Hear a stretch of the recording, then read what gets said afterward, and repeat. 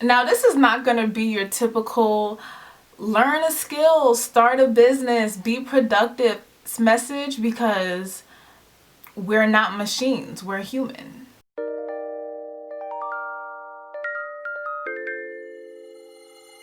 Hey everyone, I am Confident Black Girl and I am here with the video on how to stay sane during quarantine. Some tips on how to stay sane during quarantine. Hopefully I can help you, everyone who graciously clicked on this video. You know, we're going through super trying times right now, and pretty much a bubonic plague that a lot of us have never seen in our lifetime, never experienced in our lifetime, and only, you know, read in history books. And because of that, there's so much confusion, so much anxiety that, you know, a lot of us can feel, so much tension and so much grief and just emotions that we're all going through.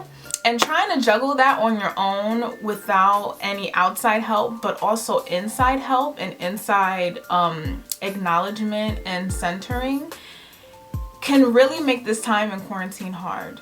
So I wanted to just put together these few tips that, even though they may seem simple and you know, kind of insignificant, they can really help to change your life, especially during this quarantine and beyond.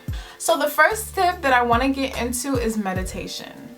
Now, I know a lot of people have this fixed view of meditation and what it's supposedly supposed to look like. Legs crisscross applesauce, fingers like this, and just going on for mad minutes. And then if you do it enough, you'll get like this huge enlightenment, and you'll be able to astral project, and you'll be able to get psychic gifts and all of that. Viewing it like that makes it really intimidating. So I want to invite you to view it in a more simple way, a more personal way. Meditation can look so many ways, honestly. All it really takes is a focus on your breath. And for that reason, you don't only have to, you know, be still to meditate. You don't only have to close your eyes to meditate and focus. Meditation can look like taking a walk, honestly, going to your favorite park and just looking at the water. It can be a quiet walk, or it can be a walk with a companion. Meditation can also look like just sitting down and, you know, being creative, sitting down and writing, sitting down and painting, sitting down and reading, sitting down cross-legged if you want, and just, you know, closing your eyes and focusing on your breath. It can very much look like that. It can look like laying down on your back. Pretty much meditation can look like a lot of different things. It takes many forms, and I really want to implore you guys to find the form that fits you best. For me personally, I like to be on my back with my eyes closed and center my breath and focus on my breath, do deep belly breaths, because I don't have the best posture. So trying to sit up and meditate, I would also always find myself like hunching, you know, beginning to hunch. So sitting down with my back straight, crisscross applesauce, did not work for me.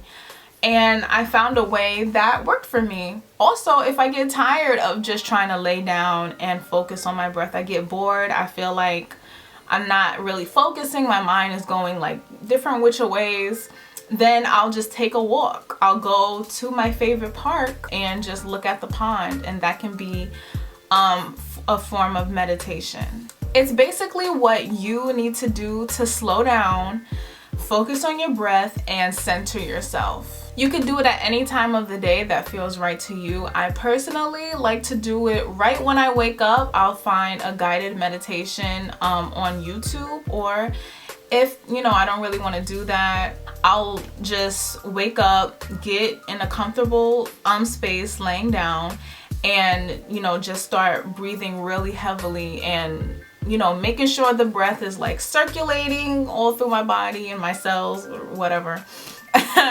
You know, and I'll do that for like 5 to 10 minutes, 20 if I really feel like it, and that'll start my day.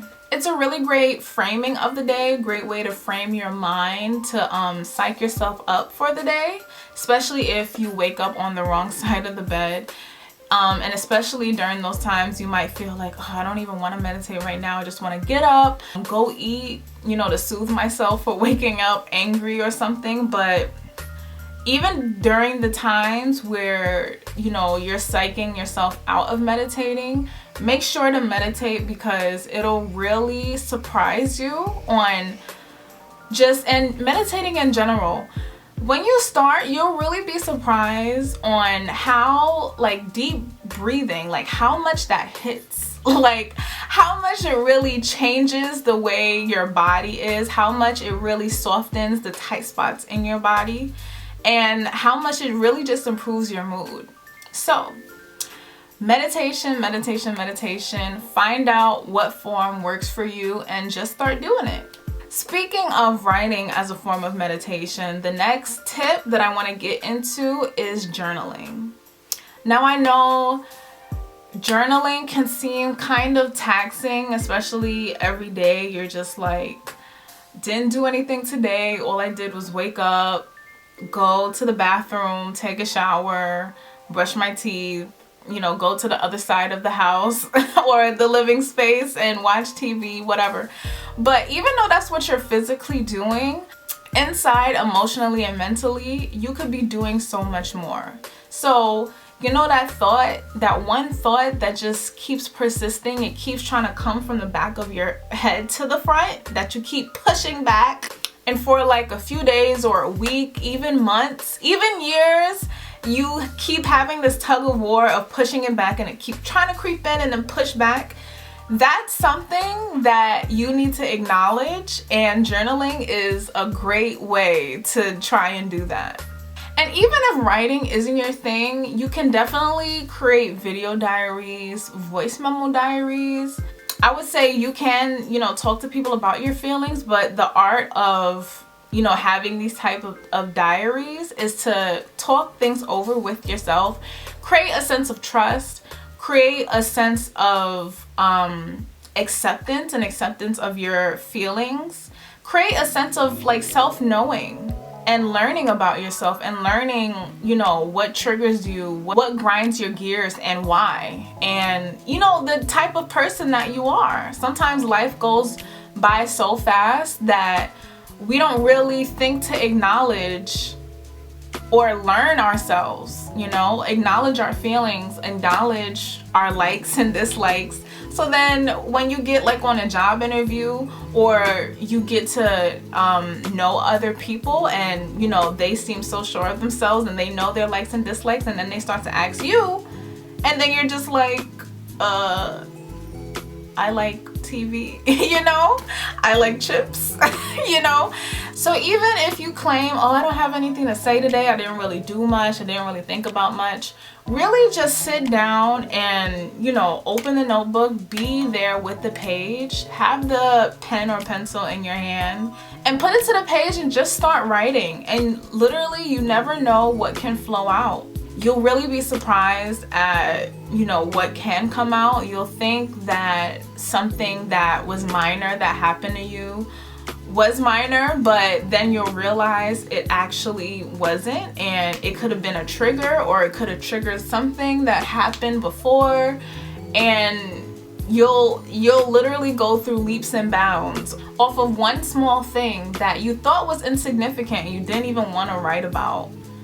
And then you start writing and you find out it's really important to your life. And even if you don't have one of those days, like your day was really just mediocre and simple, you could literally just write, today I woke up, I had a cute breakfast, little bacon, egg, and cheese, texted my friend, watched TV all day, didn't do anything, and now I'm journaling about that and going to sleep. Bye. Like, you could literally just write that, because you could just really center yourself and your thoughts and your emotions, and acknowledge you know, everything that you're going through, because you owe yourself that right. You know, you have that right to do that, to center yourself. A lot of people feel like they don't have that, or they don't deserve that from people, you know, who made them believe that they didn't, and that has been internalized. But you have a right to have your feelings acknowledged, even if you're the only one that's acknowledging them. And you also have a right to have your feelings validated, and just knowing that you feel the way that you do and acknowledging those feelings. You know, that creates a really great sense of validation within yourself. You can create within yourself and you won't need the validation from other people.